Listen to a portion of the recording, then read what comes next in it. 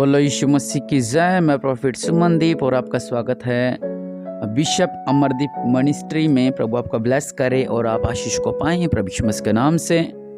अगर आप चैनल पर नए हैं, चैनल को सब्सक्राइब करें, वीडियो को शेयर करें। प्रभु आपके जीवन में अद्भुत कार्य करें। हर बुधवार शाम को 8 बजे लाइव जरूर जुड़ें। प्रभु आपके जीवनों में अद्भुत कार्य करें, ब्लेसिंग पाएं, आशीष पाएं।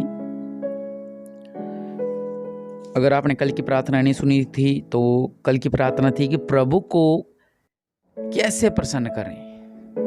हालेलुया। आप सुन सकते हो उन प्रार्थना को कि प्रभु को किस तरह हम प्रसन्न कर सकते हैं। उसके बाद आज की जो हमारी प्रार्थना है कि प्रभु को प्रसन्न करने के फायदे, क्योंकि कल की प्रार्थना लंबी ज़्यादा हो गई थी। मैं कोशिश करता हूँ कि शॉर्ट में वीडियो बनाऊं ताकि सब लोग सुन लें, क्योंकि जब लंबी प्रार्थना बनती है तो बहुत से ऐसे लोग हैं जो सुनते नहीं हैं और आशीष नहीं पाते हैं। लेकिन आज मैं प्रार्थना करने वाला हूं, हम वचन में से पढ़ेंगे कि प्रभु को प्रसन्न करने के फायदे हैं। हालेलुया। प्रभु को प्रसन्न करने के अनगिनत फायदे हैं। मतलब अगर प्रभु प्रसन्न है तो आशीष का कुआं है। जो आपका मन करता है उस कुएं से निकालते रहो और आशीष भरते रहो। प्रभु को प्रसन्न किया मतलब आपको वो हर एक चीज मिलेगी जो आप सपने में भी नहीं सोच सकते हैं। लेकिन अगर हम पवित्र बाइबल में से पढ़ते हैं, अब्राहम ने परमेश्वर को प्रसन्न किया और ऐसा प्रसन्न किया कि आज उसे विश्वासियों का पिता कहा जाता है। 99 साल के बाद संतान हुई। देखिए आप इसके गहराई पे जाएं कि 99 साल के बाद संतान हुई। हालेलुया। और प्रभु ने कहा इसे अर्पण कर दे। अगर अपने 10 साल बाद संतान होती है और प्रभु कहे कि इसे अर्पण कर दे, इसकी बलि कर दे। प्रभु बलि नहीं मांगता किसी की, लेकिन प्रभु इसकी परीक्षा ले रहे थे।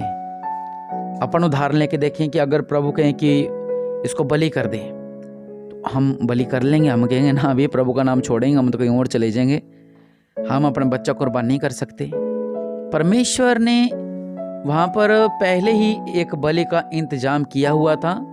क्योंकि जब अब्राहम चक्कू से उसको काटने लगा, मतलब कि चक्कू लगाने लगा, उसी समय वो चक्कू हाथ से निकल गया और झाड़ी में जाके गिरा। और वहाँ पर एक जो कि एक मतलब कि मेमना समझो आप, वो परमेश्वर का आगे इससे बलि कर दे इसकी जगह पे। मैं ये बात नहीं आपको बताना चाहता, मैं आपको ये बात बताना चाहता हूँ कि जो परमेश्वर उससे कहा उसने परमेश्वर को प्रसन्न किया। 99 साल के बाद संतान हुई। हालेलुया। और सबसे बड़ी बात कि जहां पर बलि के लिए उसको लेकर जा रहे थे, मोरिया देश में चला जा, वचन कहता है उस सर जब जा रहे थे तो रास्ता बहुत दूर का था, 3-4 दिन का रास्ता। प्रभु कहते हैं शायद इसका मन बदल जाए, शायद इसका मन बदल जाए। नहीं, वचन कहता है 22 उत्पत्ति 22:4 में, तीसरे दिन अब्राहम ने आंखें उठाकर उस स्थान को दूर से देखा। मतलब अभी दूर था, 3-4 दिन का रास्ता। प्रभु ने कहा शायद इसका मन बदल जाए, शायद इसका मन बदल जाए। लेकिन उसका मन नहीं बदला। लिखा हुआ है अब्राहम ने हाथ बढ़ाकर सूर्य को ले लिया कि अपने पुत्र को बलि करे। तब यहोवा के दूत ने स्वर्ग से उसको पुकार कर कहा, हे अब्राहम, हे अब्राहम। उसने कहा देख मैं यहाँ हूँ। उसने कहा उस लड़के पर हाथ मत बढ़ा और न उससे कुछ कर, क्योंकि तूने जो मुझसे अपने इकलौते पुत्र को भी नहीं रख छोड़ा, इसलिए मैं जान गया कि तू परमेश्वर का भय मानता है। तब अब्राहम ने आंख को उठाई और क्या देखा कि पीछे एक मेंढा अपने सिंगों के एक झाड़ी में फंसा हुआ था। इसकी बात की अब गहराई में जाएं। वचन कहता है कि परमेश्वर वचन कहता है कि यहोवा की यह वाणी है, मैं अपनी शपथ खाता हूं, तूने जो यह काम किया है कि अपने पुत्र वर्ण अपने इकलौते पुत्र को भी नहीं रख छोड़ा, इस कारण मैं निश्चय तुझे आशीष दूंगा। जैसे इसने प्रभु को प्रसन्न किया, परमेश्वर कह रहे कि मैं निश्चय तुझे आशीष दूंगा। और जब प्रभु ठान लें, कोई मंत्री कह देना तेरा काम नहीं रुकेगा, जा, तेरा जिंदगी भर की गारंटी मेरी, तो हम फुल्ले समा जाएंगे, हम खिल जाएंगे, पूरे ढोल डगारा बजाएंगे। लेकिन प्रभु ने क्या कहा कि मैं निश्चय तुझे आशीष दूंगा और तेरे वंश को आकाश के तारागण और समुद्र के तीर की बालू के किनकों के समान अनगिनत कर दूंगा। तेरा वंश और अपने शत्रुओं के नगरों का अधिकारी होगा। पृथ्वी की सारी जातियां अपने को तेरे वंश के कारण धन्य मानेंगी, क्योंकि तूने मेरी बात मानी है। इसने प्रभु को प्रसन्न कर दिया। हालेलुया।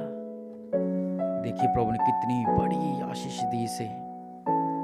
मैं आपसे ये नहीं कह रहा, बलि नहीं कह रहा, मैं आपसे कह रहा हूं कि बलि की आप उदाहरण ये समझे कि जो उसकी जरूरी चीज थी परमेश्वर ने उसी को बोल दिया कि बेटा इसको कुर्बान कर दे। कई बार परमेश्वर कहते हैं कि जो तुम्हारे पर्स में सब कुछ बलिदान कर दो। हम कहते तो नहीं नहीं नहीं, ऐसा नहीं हो सकता। लेकिन प्रभु का वचन कहता है ऐसा करके देखो, मैं तुम्हें ब्लेस कर दूंगा। इसने अपनी इकलौती चीज भी नहीं रख छोड़ी। मैं आपसे इतना कहना चाह रहा हूं, आप जो कुछ है वो सब कुछ परमेश्वर के लिए कुर्बान करें। हालेलुया। अपना समय, अपनी सोच, सब कुछ, उसने कुछ भी नहीं रख छोड़ा। इतने साल बाद संतान हुई तो भी वो प्रभु के संग बना रहा। हालेलुया।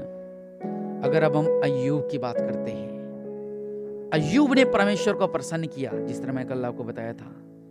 खराई के साथ, आज्ञाकारिता के साथ, प्रभु के नियमों के साथ बना रहा। प्रभु ने क्या कहा, उसे क्या आशीष दी। आज हम आशीष है, इसलिए आशीष पढ़ेंगे। अय्यूब 42 लिखा हुआ है कि जितना अय्यूब के पास पहले था उसका 2 गुना यहोवा ने उसे दे दिया। हालेलुया। अय्यूब को क्या आशीष मिली? 2 गुनी आशीष मिल गई। हालेलुया। लिखा हुआ तब उसके सब भाई और सब बहनें और जितने पहले उसको जानते पहचानते थे उन सबों ने आकर उसके यहाँ उसके संग भोजन किया, और जितनी व्यक्ति उस सब के विषय यहोवा ने विलाप किया। लिखा हुआ है कि यहोवा ने अय्यूब के बाद के दिनों में उससे पहले के दिनों में अधिक आशीष दी, और 14,000 भेड़ बकरियां पहले 7 थे, 6,000 ऊंट पहले 3 थे, 1000 जोड़ी बैल पहले 500 था, 1000 गधियां पहले 500 थी। उसके 7 बेटे और 3 बेटियां भी उत्पन्न हुई जो बेचारे नहीं बचे थे। हालेलुया। मतलब जो अय्यूब के पास था, जब उसने परमेश्वर को प्रसन्न किया, परमेश्वर ने 2 गुनी आशीष उसे दे दी। हालेलुया। 2 गुनी आशीष दे दी, 2 गुनी आशीष। शद्रक, मेशक, अबेदनगो के बारे जब हम पढ़ते हैं, उन्होंने परमेश्वर को प्रसन्न किया। उन्होंने कहा कि हम तेरी मूर्ति का आगे नहीं झुकेंगे। यहाँ से हम इस बात पर चल सकते हैं कि प्रभु ने कहा था, अय्यूब ने, उन्होंने शद्रक, मेशक, अबेदनगो कहा था कि हम प्रभु के संग चलेंगे, हे राजा मारना तो हमें मार दे, क्योंकि राजा की मूर्ति के आगे झुकने के लिए बोल रहा था। इन्होंने मना कर दिया था, कहते हम सिर्फ हमारे परमेश्वर के आगे दंडवत करते हैं, तेरी मूर्ति का आगे हम दंडवत नहीं करेंगे ना, हम झुकेंगे। लेकिन परमेश्वर का जो वचन है, वो वचन में क्या लिखा था कि जितने मर्जी बुरे हालात आ जाएं, हमें कभी भी उन हालातों के आगे झुकना नहीं है। यहाँ पर जब इनको आग की भट्टी में डाल रहे थे और भट्टी 7 गुना तेज हो गई, और जब इनको अंदर फेंका, राजा अपनी कुर्सी से खड़ा हो गया। उन्होंने कहा, हमने तो 3 लोगों को फेंका था, ये चौथा परमेश्वर जैसा कौन है? उसने कहा, परमेश्वर के लोगों बाहर आ जाओ। और उनके बाल भी नहीं झुलसे थे, जो फेंकने गए थे उनके मोजे जल गए थे, बाल झुलस गए थे। हालेलुया। इन्होंने परमेश्वर को प्रसन्न किया और इनका नाम ऊंचा किया गया। हालेलुया। परमेश्वर कह रहे हैं, अगर तुम मेरे आज्ञा पर चलोगे, मैं तुम पर कृपा दृष्टि करूंगा, तुम्हें फलवंत करूंगा, जिन कामों में तुम हाथ लगाओगे उनमें सफल करूंगा। हालेलुया। प्रभु को प्रसन्न करने के फायदे हैं ये सब। कल मैंने देखा था कि परमेश्वर को किस तरह प्रसन्न कर सकते हैं, लेकिन आज हम ये जान रहे हैं कि परमेश्वर को प्रसन्न करने के फायदे। व्यवस्था विवरण 28 ले व्यवस्था में आप पढ़ सकते हैं। 28 में लिखा हुआ है, जो मैंने अभी आपसे बात कही, यदि तू अपने परमेश्वर यहोवा की सब बातें जो मैं आज तुझे सुनाता हूँ चौकसी से पूरी करने को चित्त लगाकर उसकी सुने, तो वह तुझे पृथ्वी के सब जातियों में श्रेष्ठ करेगा। फिर अपने परमेश्वर यहोवा की सुनने के कारण ये सब आशीर्वाद तुझ पर होंगे।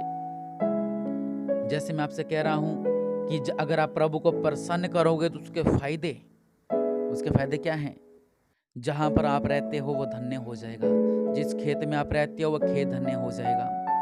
धन्य हो जाएगी आपकी संतान, नशा नहीं करेगी, लड़ाई झगड़ा नहीं करेगी, बिगड़ेगी नहीं, बल्कि धन्य तेरी संतान रहेगी। तेरी भूमि की उपज, जो भी आप भूमि पर, जो भी आप अपनी जमीन पर उगा रहे हो, वो ब्लेस रहेगी प्रभु यीशु मसीह के नाम से। और गाय और भेड़ बकरी और आपके पशुओं के बच्चे भी आपके ब्लेस रहेंगे।